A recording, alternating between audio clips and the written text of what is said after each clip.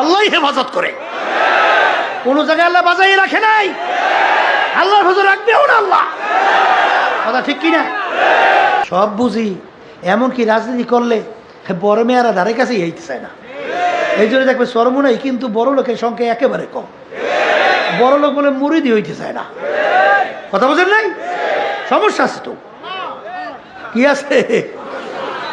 সমস্যা আছে তো। এই জন্য ওই আজকেও আমাদের বড় বড় বিভাগীয় সব অফিসাররা, জেলা অফিসার সব আসছে এখানে, স্টেজ সহ পাশে কিন্তু আছে সব। বলতেছিলাম যে এবার মাহাবেলে কিন্তু লোকজন একটু কম, বুঝলেন নাই? কারণ কি, লোকজনের টাকা পয়সা অভাব অনটন একটু বেশি, তাই বেশি চলবে না বুঝে, সংখ্যা গরিব বেশি। গরিব কি বেশি? আল্লাহ রাসূল সাল্লাল্লাহু আলাইহি ওয়াসাল্লামের জামানায় ওই দেখবেন বড় লোক যেগুলো, ওগুলো কিন্তু ধারে কাছেও যায় নাই। আসতে কয়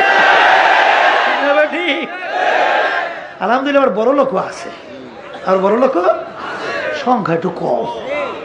আল্লাহ রাসূল সাল্লাল্লাহু আলাইহি ওয়াসাল্লামের এই দরবারের মধ্যে বড় লোক ছিল কম, সংখ্যা কি কম।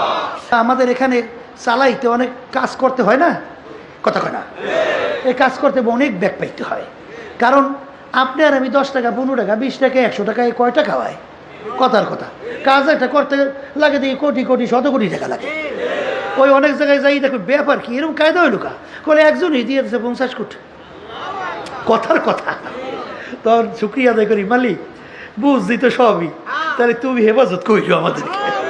অনেক আশ্চর্য হয়ে যায়, সর্বনাই হুজুর আপনার এত লোক আই কেমন খাওয়ান টাওয়ান না, এরা চলে কেমনে? বলে খাওয়ান তো দূরের কথা, নিজের পকেটে পয়সা খরচ করিয়ে আসে, আবার নিজের কষ্ট করিয়ে পাক করিয়ে খায়, হোটেলে খায়, আবার ওই বিভিন্ন সময় যখন সভা করি সেখানে নিজেদের পয়সা দিয়ে যায়, আবার ওখানেও দিয়ে আসে। শূন্য আশ্চর্য, কথা ঠিক কিনা?